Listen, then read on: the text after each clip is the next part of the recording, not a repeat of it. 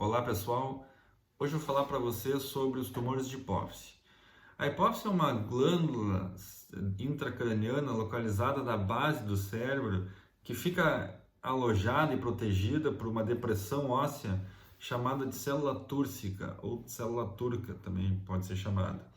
A hipófise também pode ser chamada de glândula pituitária e ela é do tamanho de uma ervilha e pesa mais ou menos 1 grama. Essa localização dela dentro do crânio é muito importante devido à sua relação anatômica com estruturas complexas. Por exemplo, logo acima da hipófise existem os nervos ópticos.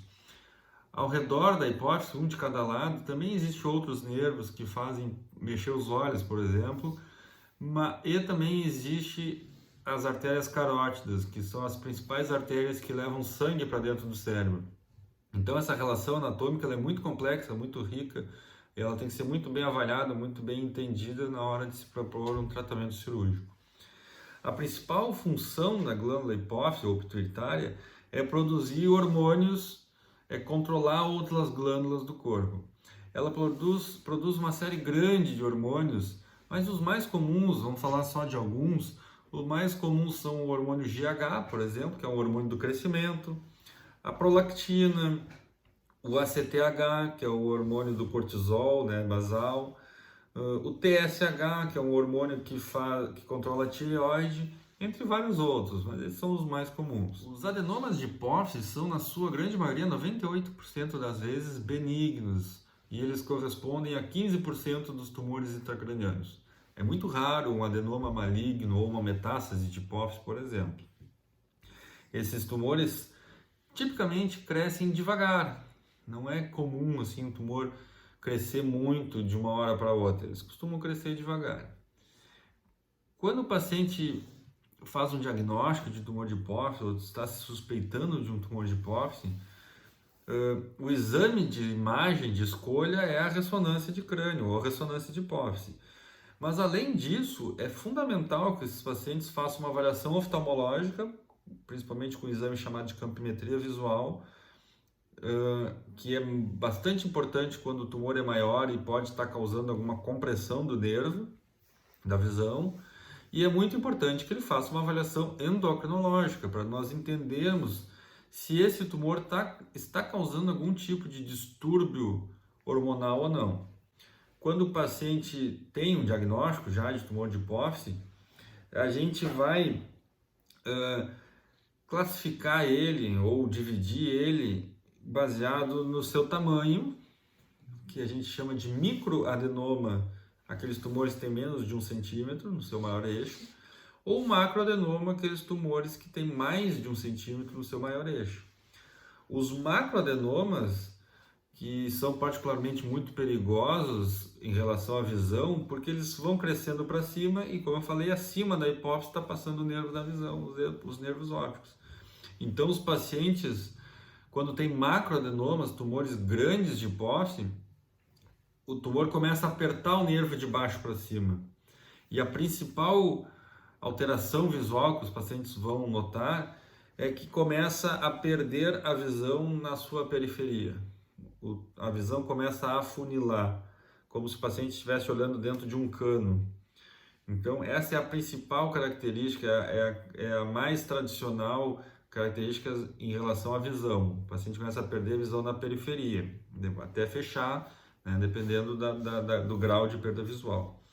Então, o tamanho é fundamental para a gente entender isso. A avaliação hormonal, como eu falei, é muito importante. O tumor pode fazer com que a hipófise funcione menos, né? Quando funciona menos, vai diminuir, pode diminuir só um hormônio, dois ou vários hormônios, que é uma situação que a gente chama de panhipopituitarismo. Então, é uma diminuição generalizada de hormônios. Nesses casos, é muito importante, é fundamental fazer reposição hormonal, muitas vezes antes do tratamento cirúrgico, né? A maioria das vezes. Então, o paciente precisa tomar testosterona, precisa tomar hormônio da tireoide e assim por diante. Isso a gente só consegue fazer com uma avaliação hormonal.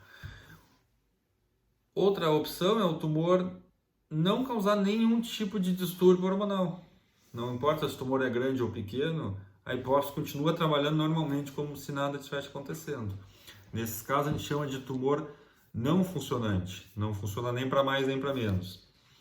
Ou o tumor pode fazer com que a hipófise produza hormônio a mais, hormônio em excesso. Na maioria das vezes, existe um hormônio que aumenta mais do que outros. Pode até aumentar mais de um, mas geralmente tem um que aumenta mais do que outros. Dependendo do hormônio, vamos ter alguns sintomas, algumas características mais típicas. Por exemplo, o paciente que tem um tumor de hipófise que produz um aumento de hormônio do crescimento, se for uma criança, essa criança vai crescer desproporcionalmente. É aquela criança que tem 10 anos e 2 metros de altura, magrão e alto. Mas já em adulto, que não tem mais como crescer em altura, o que acontece? Começa a crescer o dedo, deixa de servir o anel, começa a crescer os pés, deixa de servir o sapato, aumenta o queixo, aumenta a orelha, aumenta o nariz, aumenta a língua. Isso tudo é muito característico de uma doença que a gente chama de acromegalia. Se o tumor aumenta o hormônio chamado prolactina, vai acontecer uma situação que a gente chama de prolactinoma. Em homens, costuma aumentar o seio, sair leite pelo seio. Em mulheres, pode aumentar o seio e sair leite fora do período de amamentação. A pessoa não está grávida, não tem filho recém-nascido e está saindo leite. Causa distúrbios do ciclo menstrual. Mulheres com dificuldade para engravidar, distúrbios de fertilidade causado pela prolactina aumentada, bastante comum. Então esse é um prolactinoma. Nos pacientes que aumentam o ACTH, por exemplo, o outro hormônio que aumenta o cortisol, os pacientes vão desenvolver uma doença chamada de síndrome de Cushing, ou doença de Cushing mais corretamente, que é uma doença bastante grave, bastante difícil, que tem que ser muito bem avaliada, tem que ser muito bem tratada. Os pacientes ficam hipertensos, eles ficam fracos, eles ficam obesos, eles ficam com labilidade emocional, com osteoporose e uma série de outros problemas conforme a doença vai avançando, com fraqueza muscular, com atrofia muscular, uma doença bastante grave que tem que ser tratada, tem que ser tratada de maneira bastante correta, bastante intensa. Se o tumor produz um aumento do TSH, que é o hormônio da tireoide, o paciente vai ter um hipertiroidismo central, por exemplo. Isso pode acontecer com todos os hormônios, é mais comum com esses que a gente falou. Bom, em relação ao tratamento, nem todo tumor de hipófise vai precisar de tratamento. A gente vai ter que avaliar a questão do tamanho e a questão do hormônio. Por exemplo, tumores pequenos que não causam nenhum distúrbio hormonal nem visual, esses pacientes eles podem ser acompanhados na maioria das vezes, não precisam ser operados logo após o diagnóstico. Pacientes que têm tumores grandes que estão causando perda visual, a maioria deles vai ser tratado com cirurgia. Pacientes com tumores pequenos, mas que causam distúrbio de hormônio, produz algum hormônio em excesso, muitos deles vão ter que ser tratados com cirurgia. Então é fundamental uma análise conjunta, oftalmológica, neurocirurgião e endocrinologista, para se entender bem o que está acontecendo e se definir qual é o melhor tratamento.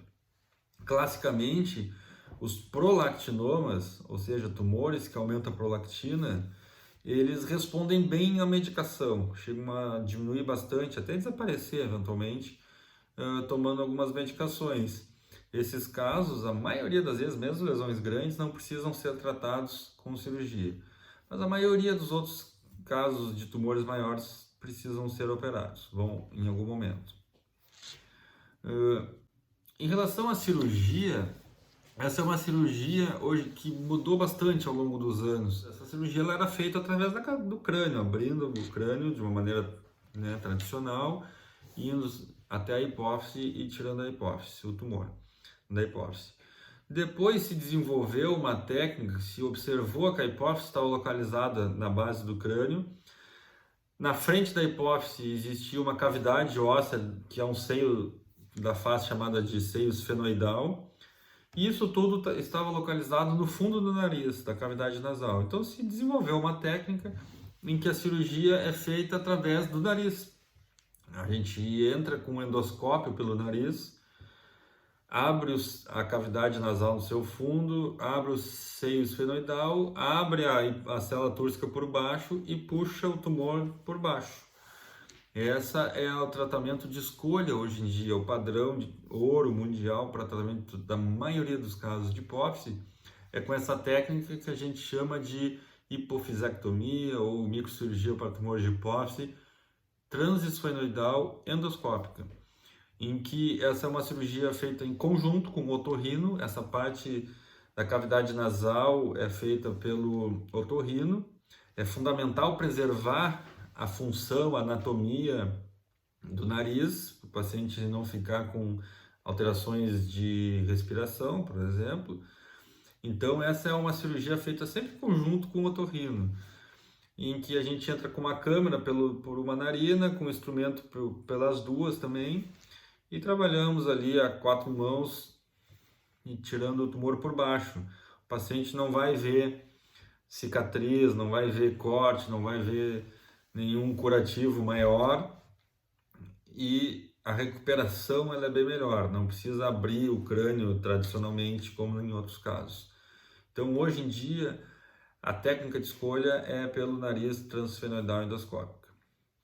Sempre que o paciente então chega para nós com um diagnóstico de tumor de hipófise, essa avaliação conjunta, se não tiver sido feita, ela precisa ser feita antes da cirurgia para os resultados depois serem melhores, serem adequados.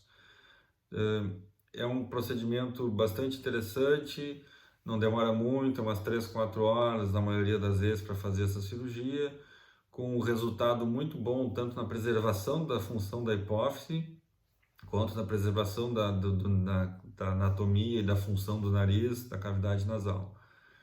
Sempre que você tiver um tumor de hipófise ou alguém tiver um tumor de hipófise que você conheça, indique ou sugira pessoas e profissionais e centros de neuro-oncologia que tenham experiência nesse tipo de tratamento. Não é uma cirurgia sem risco, obviamente, mas quando feito em lugares adequados, com uma boa estrutura e com bastante experiência, os resultados são muito bons.